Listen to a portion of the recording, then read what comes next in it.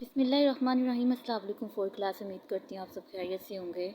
अल्लाह पाक आप सबको अपनी हिफाजत में रखिए। मैं आपकी टीचर अबीर महर। हम अपनी क्लास का आगाज़ उर्दू पाक से करते हैं। सल्लल्लाहु अलैहि वसल्लम। ज़िक्र आज हमारा जो चैप्टर है पहाड़ और गिलहरी, इसके क्वेश्चन आंसर देखते हैं। इस नज़म के शायर का नाम क्या है और इसके किसी और नज़म का नाम भी लिखिए।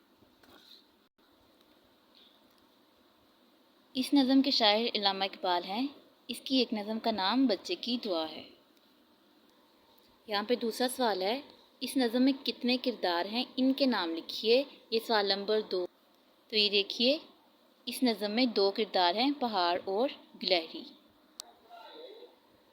ये किरदार हकीकी हैं या फ़र्ज़ी। सवाल नंबर 3। ये किरदार फ़र्ज़ी हैं, हकीकी नहीं है। ना तो पहाड़ बातें कर सकता है और ना ही गिलहरी बोल सकती है। इस नज़म का मरकज़ी ख्याल जिन अशार में है वो अशार अपनी कापी में नकल कीजिए। हर एक चीज़ से पैदा खुदा की कुदरत है, कोई बड़ा कोई छोटा ये इसकी हिकमत है। नहीं है चीज़ में कमी कोई ज़माने में, कोई बुरा नहीं कुदरत के कारखाने में। ये शेर। इस नज़म का मरकज़ी ख्याल अपने अल्फाज में लिखिए। हाँ जी, इसका मरकज़ी ख्याल क्या है? किसी को कमतर या हकीर नहीं समझना चाहिए और किसी से मरऊब भी नहीं होना चाहिए।